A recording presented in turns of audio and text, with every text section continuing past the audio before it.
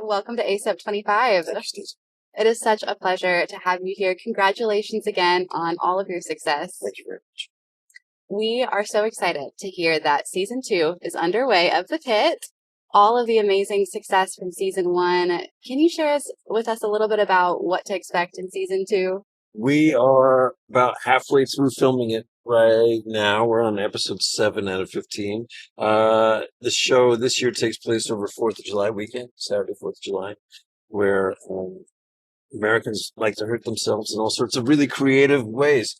It's now been 10 months since we left our heroes, and it's been 10 months since that mass casualty event that they all went through. So in many ways, season 2 is focusing more on the mental health aspect of our practitioners, how they're coping in their lives and in their careers, given everything they've experienced. I think everybody will really, really appreciate that. So diving into season 2, will all the features and everything on set be the same? Will there be any differences, or will it all be pretty similar, do you feel? We've got a couple of new faces. We've got, as you know, an emergency room is a constantly rotating staff. So to reflect that reality, we've got some new medical students. We have a new attending. We heard you loud and clear that we were underrepresenting pharmacists, RTs, and PAs. We've addressed that issue. But aside from that, set is the same. So it'll just feel like another day at work. Another day. You've played an ER doctor multiple times in your career. What does this role mean to you? This is maybe the most meaningful part I've ever played. It's rare that I've been involved with a project from its original DNA foundation, so I feel very proprietary over this one. This one was sort of born out of a real intention to tell a modern story in medicine right now that I think Joe Sachs, Scott Gemmell, John Wells, and I all equally felt was really important to tell. This one's been an amazing experience. It's kind of a pinch me experience all the way. Do you remember a particular moment on the set of The Pitt where you felt the emotional weight of what real emergency physicians go through? I felt when we did some of the COVID flashbacks and we dressed the set the way that hospitals were dressed during COVID, and we all put on that layers and layers of PPE, I saw in the faces of our technical staff a very triggering look, and it was really significant how palpable that reaction was, and so that was profound. And then there was an episode, the episode 4, where an elderly patient dies in front of his adult children, and Robbie, my character, is there to attend his final moments. And when we shot that, the whole crew, anybody who had lost somebody in the last year or two, were really emotionally affected by it. And I thought, oh, this is cathartic for those involved in the scene. This is cathartic for those on set making the show. This is going to be cathartic for everybody watching this too. And I thought this is almost a service as well as an entertainment vehicle. And I was really excited. One of the themes of ACEP25 this year is, what is your why? What would you say is your personal why for playing these kinds of roles and going above and beyond in and outside of filming? I like playing heroic characters, but heroic characters that don't necessarily see themselves as heroes, that just are going through their everyday lives trying to do the best that they can. And I think, not to be disparaging about television in the last 20 years, because I've certainly enjoyed it like everybody else, but we've had a pretty steady drumbeat of solid anti-heroes, whether it's the Tony Sopranos or the Walter Whites or the Logan Roy's. These shows are about sort of despicable people doing despicable things, and they're kind of stopped being morality tales and started being aspirational tales.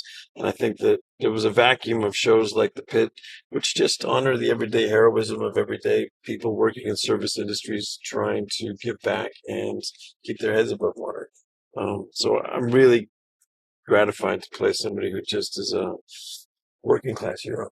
You not only accurately represent emergency medicine in your shows, but we've also seen you on Capitol Hill advocating for emergency medicine and healthcare. What has that been like for you?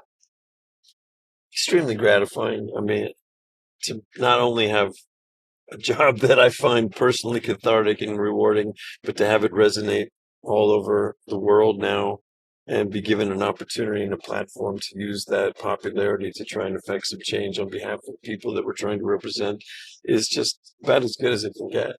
And the fact that we have receptive ears to this at the moment makes the moment absolutely ripe for advocacy. So I'm happy to do whatever I can. Makes such an impact. It's huge work. I hope so. Yes, definitely. Well, ACEP represents over 40,000 emergency physicians nationwide. What is a message that you would like to share with those on the front lines of the specialty? Just hang on and thank you. Thank you for being where you are. Thank you for doing what you do. It's not only hard now, but it's probably going to get harder again. And what's so beautiful about what you do and so tragic is that you'll keep doing it even when they take more money away from you, make you treat more patients. You'll keep showing up because that's who you are, and that's what's worthy of honoring. Well, having you here is just so special, and I know that it means the world to everybody here. Your shows make such an impact, and it feels wonderful for them to feel supported, seen, and heard by everything. That was our hope. Yes. So we asked our doctors on Instagram what their burning questions for you are. And so we got a bunch in. Okay. We narrowed it down to a few. Okay. And we wrote them down on some cards. Okay. And we would love it if you could read them out and give us your thoughts. Okay. Do I have the glasses? Do I need the glasses? No, the font is large. Big font. Differences, similarities regarding teamwork between TV sector and emergency medicine. Well, the biggest difference is the stakes. All of our patients get up at the end of the day and go home. We pretend to do this for a living. Similarities, teamwork is essential. The way that we make the show is so communal. It's 5 or 6 different labor unions giving the best of their talents and putting them together in a soundstage and trying to just bring one story to life from a lot of different points of view. Requires a lot of synergy and trust. So I would say that's the biggest similarity. From @Amy McCloskey, I'm curious about changes in his perception of emergency medicine from ER to the Pitt. It was fascinating when we started to think about what the Pitt could be and should be and how to differentiate it from ER. First thing we did was start talking about the differences in healthcare from the late 90s to where we are now, and whether it's boarding crisis or COVID, the tail of COVID, or nursing shortages, or fentanyl crisis, or there were so many things that weren't on our radar back then that we felt would be significant to talk about. It got very exciting. It didn't feel like we were going to retread old road. It felt like we had something really new to say. So I'd say that was how my perception changed. Last but not least, from Teresa Fabian. What will you do when someone asks if there is a doctor in the area and there's an emergency? In this environment, nothing. I will do nothing because apparently there's 7,000 people here who know a hell of a lot more about medicine than I do. In general, I get really nervous. When I've been on an airplane before with a stewardess. A flight attendant has said that there's somebody in the back of the plane experiencing chest pain, and is there anybody on the plane that has any medical knowledge? And every head on that plane has turned to me, and I've thought to myself, oh, please, no, let there be somebody else. And usually there is. Thankfully there is. I'm now getting to the point now where I'm almost delusional enough to think, yes, I can help, and go to the back of the plane, but not like.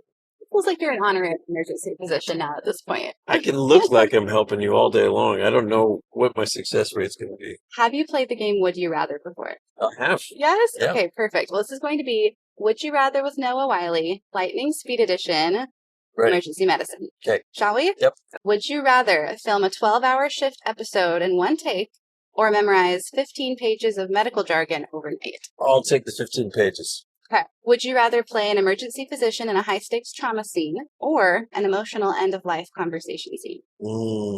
Tough choice. Mm-hmm. They're both really fun. I would go for the end-of-life scene just because those trauma scenes are so tricky and they're so labor intensive, and we spend so much time on them that they could be exhausting. The other ones tend to be a little bit more actor friendly, less mess. Okay. Would you rather have your character deliver a groundbreaking medical discovery or be the emotional rock of the hospital? Emotional rock. All right. Would you rather be working in an ED with 5 simultaneous codes or work a 12-hour shift with a broken EHR system? I'll take the 5 codes. Okay. And then last question. Would you rather testify before Congress about emergency physician burnout or host a policy podcast with real emergency medicine doctors? Whichever would affect the most change. Love it. Amazing. Well, thank you so much, Noah Wiley. It was so wonderful. Thank you. Congratulations again. Thank you for your questions as well. Thank you for having me.